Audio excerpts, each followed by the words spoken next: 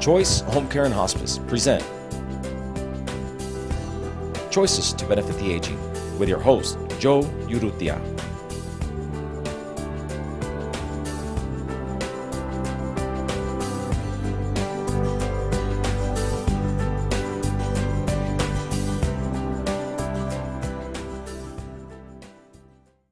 Welcome to Choices to Benefit the Aging. I'm Joe Urrutia, Community Senior Service Coordinator for Choice Home Health and Hospice. Today's guest, we have Brandy Thompson, and she works for Choice Health Services.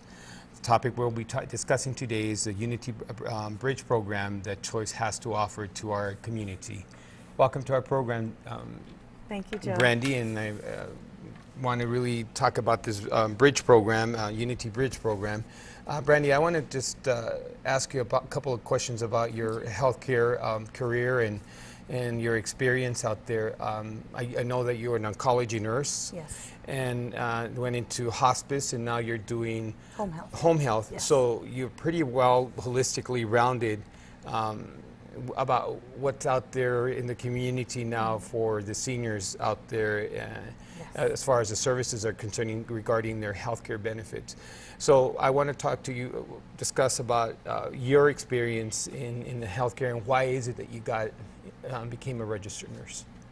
Well, early on in my childhood, my grandfather was diagnosed with cancer. The family refused hospice back then. Hospice, probably early 80s, was still kind of getting going. And families really didn't know where to go, what to do to get help. There really wasn't a lot of help at home for patients. And it's been a passion of mine ever since to go into nursing so that families don't have to be alone and they have support. So you can relate to these families that are going through these crises. Absolutely, definitely. Your own personal experience. Yes, and then a couple of years back, about 3 or 4 years ago, my grandmother had Alzheimer's, and our family, of course, had to go through that with her. And of course, it's not just the patient or a diagnosis that goes through this, it's a family, and it's everyone that loves that person that goes through it. And we did the best that we could with what we had and what we knew and the books that we could read and the things that we could look up on the internet. But it would have, I think, been a lot better if we would have had more, say, psychosocial, emotional support. And what is that? What do you mean by psychosocial? The emotional support of going through a diagnosis for a patient and a family is so necessary, because it's not just the diagnosis that you're given, it's the reaction of the patient to that diagnosis. You know, we go through such different ranges of emotions when we're given a diagnosis of like a long-term illness or a life-threatening illness. And families too, they go through so many emotions, and we really need some kind of support to help us get through the stages that we need to get through, from like acceptance and denial, and really know what's out there and how to get through it. You working in hospice, what was your experience working in hospice? And how long did you almost 10 years in hospice, which is a long time. Yes. Hospice is probably one of the most beautiful things I've ever done in my life. Do you consider yourself like a midwife, helping them now go to whatever? I don't know. It was an honor to be there. I mean, it was an honor that strangers would allow me, a stranger, into their home, and let me teach them all these different things about how to live their lives. It's not about dying, it's about living. And exactly. It was really neat just that they would allow me to come into their homes, and it was just an honor to do it. I know I use the word midwives, where they come in and they bring in birth to their children to this new world, and I kind of correlate that in a way with hospice too, as you as a nurse, and the clinicians and the people that work around that they're now helping them be born to whatever their beliefs are. Is that safe to say? Yeah, I think it's a really good comparison. In fact, a lot of times when I was talking to families in hospice about the changes that your body goes through, You know, a midwife teaches their families about a baby being born and how it learns to walk and grow, and how the babies, you know, come out, and all of the good stuff that go along with that. Hospice nurses teach families and patients that their bodies also know how to shut down and how to die. And so really it's not something that, you know, we don't ever help someone die. We just allow their body to do what it needs to do. And it's natural, of course. Of course, Okay. and we provide them with the comfort, the measures, the ways, the tricks, the medications, so that when that time comes, it's peaceful and it's on their terms. I like that. I like your response to that. Now you're working, you did 10 years of hospice, and I work with you now under the healthcare. And tell me a little bit, now coming from 10 years in hospice and now you're in home care. I've never really sat down with you to see you. It's kind of like a mind shift, going from teaching families about end stage processes. In home health, it's all about health promotion. You want to teach families and patients to be the most independent that they can. You want to help them maintain their independence. Complete independence is what we all want. And so we're there to help that patient get through that, whether it's providing medical equipment supplies that they need to have therapies, like a walker, a wheelchair, a hospital bed, a nurse to come check on them maybe once a week and go over their medications with them, maybe diabetic teaching, like how to check blood sugars, anything that you can think of where you need to send someone into a home that needs help. A doctor only has to say, you know, I have a patient that needs extra help at home, and that's when you call a home health nurse or a home health program. And we go in and we try to help them maintain their independence, and hopefully they get off of the program more independent and better than when we started. And if not, then that's where the program comes in. And through your home health program, you provide skilled nursing for education and teaching of new disease process. For example, yes. Diabetes, congested heart failure, somebody has been newly diagnosed. Yes, COPD, like the breathing problems, emphysema, those. How about our orthopedic type of situation? Absolutely. If you've had a surgery, maybe you've had a hip fracture, we can go in and help work with you on getting back up, getting walking, and getting going back into your life. You know, we send in physical therapy, occupational therapy that teach you how to strengthen your muscles again. And speech therapy? Speech therapy. If you've had a stroke, somebody can come in and help work with you on getting those facilities, those faculties back that you had before. And this is it's all also Medicare pays for this? Yes, it's 100% covered by Medicare. That's what's amazing and beautiful about it. So now we see both what you've done in hospice and now going in. I've seen you, you're very excited working on restorative type of home care now. Yeah, and to have you on our team, because we have the home health and the hospice. I want to go back to our topic about the Unity Choice Bridge program. Okay. And what is a Unity Choice program? And I know you're very enthusiastic about this program. Can you please go into detail about this? There's a certain population of patients that they really aren't quite towards the end stages of disease, so they really aren't ready for hospice. And then there's the other side of patients that are just doing the restorative therapies and things like that, like the fractures and stuff, and they're going to come off of home health and go about their lives. Well, there's a group of patients in the middle, and that's where we come in, the Unity Choice. And Unity meaning we unify two parts of Choice Home Health and then the Choice Hospice, and we put them together. And it's a wonderful service that is combining both of those. And basically it's for patients that have gotten the diagnosis of a long-term illness or disease or a life-threatening disease. And we provide them with all of the services that you would get in both hospice and home health, the nursing, the medical equipment, the physical therapy, speech therapy, all of those other services, but we give them an extra component that is normally not even given in any home health setting, which is the emotional support and a healthcare navigation team. Because we really believe that people that are going to make good decisions about their health are going to be those that have a good support system. And that's what we're there for. We send in social workers, chaplains, people that are there to help them with the emotional component of having a disease that is lifelong. What is can you give me like 3 diagnoses, diseases? Alzheimer's. Okay. Alzheimer's is a big one. A lot of our elderly are facing having Alzheimer's or knowing of a loved one that have Alzheimer's. And honestly, that has got to be one of the hardest diseases to go through from the patient's perspective and then also from the family.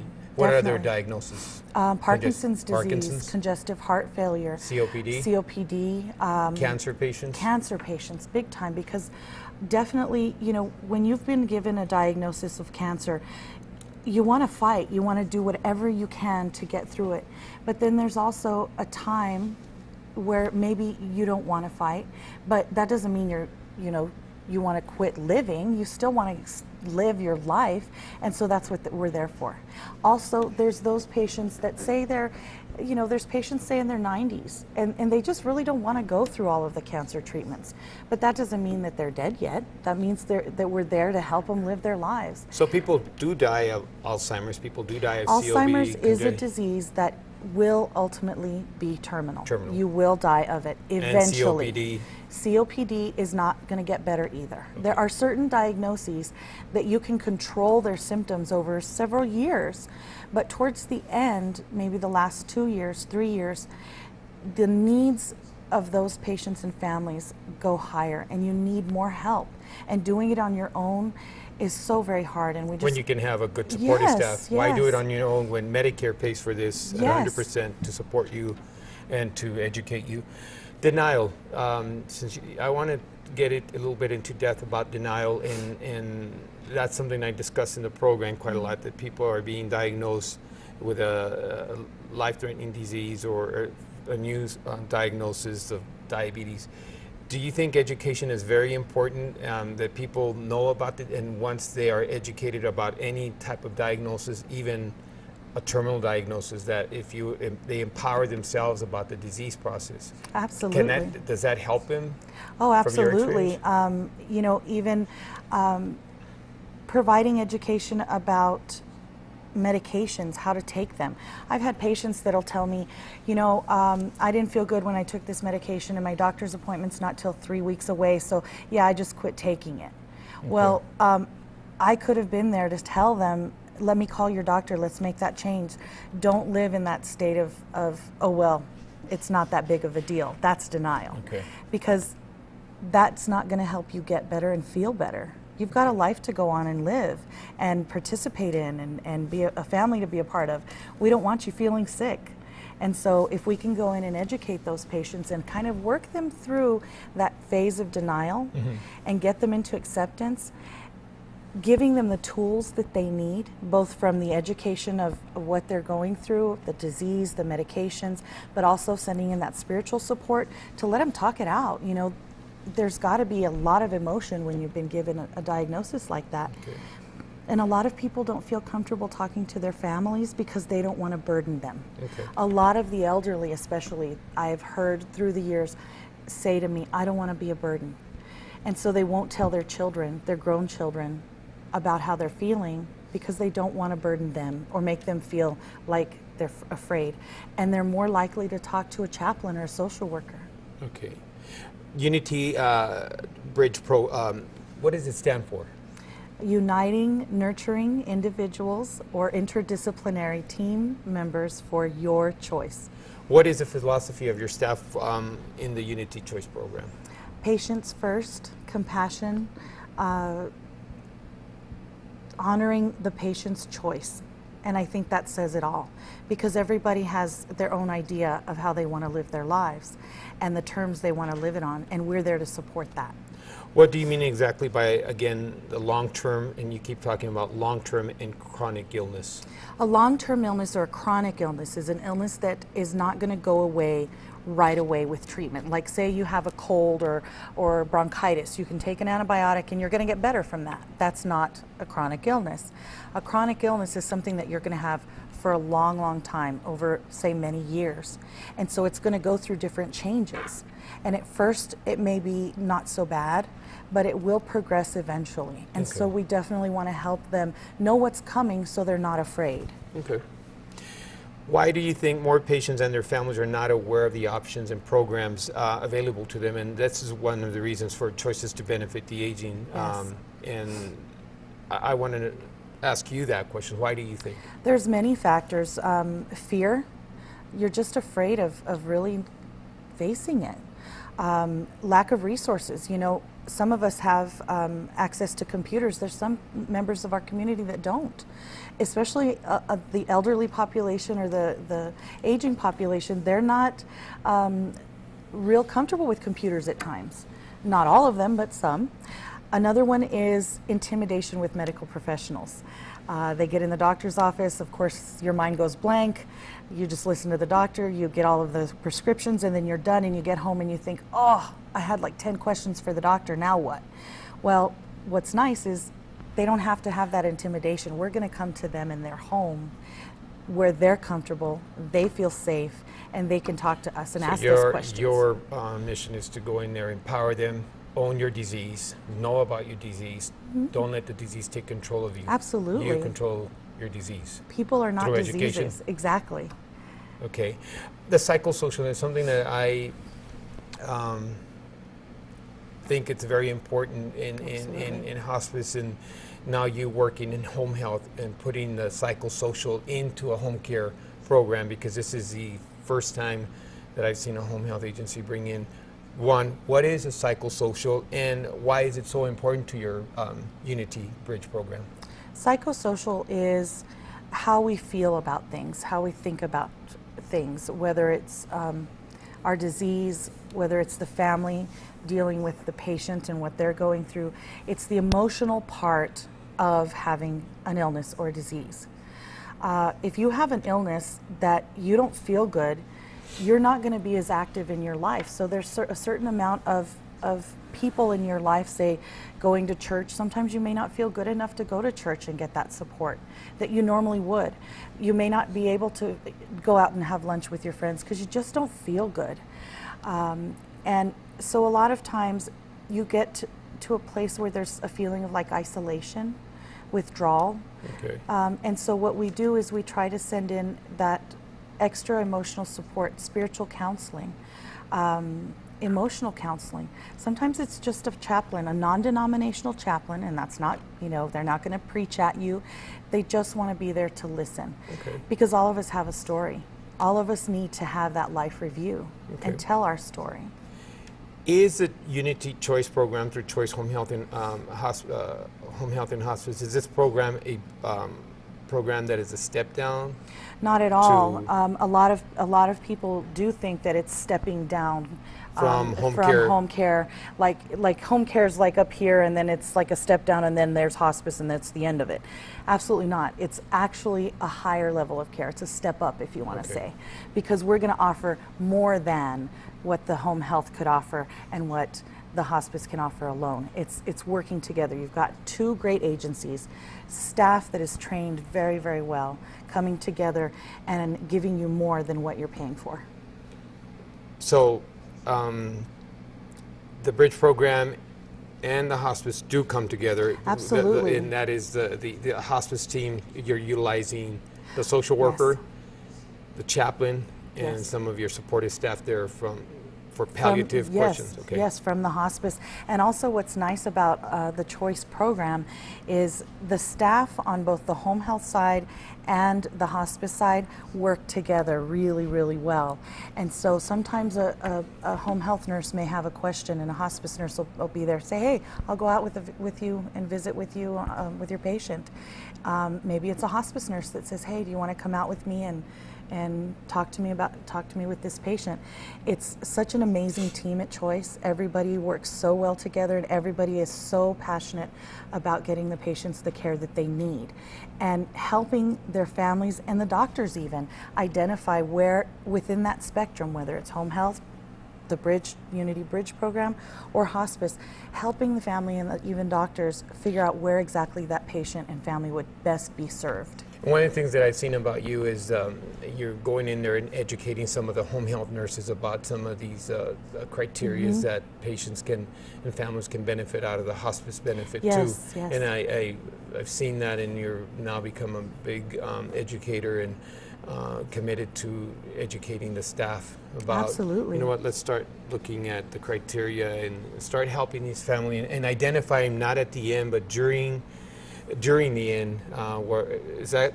In the earlier stages. In the earlier stages. A lot of people, you know, on the hospice, a lot of times you say the word hospice to people and they want to run out of the room. Yes, I've seen that. Because they think it's deathbed care. Well, it's not.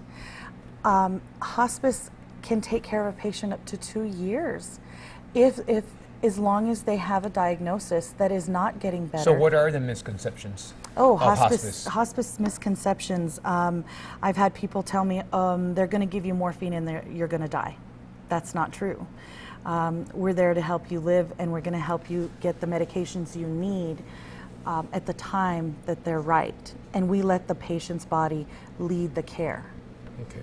What makes Choice Health Services Bridge program different from there's other agencies that are offering this? What makes it different? What makes you different? I think what makes it really stand out, our Bridge program at Choice, is number one, our staff.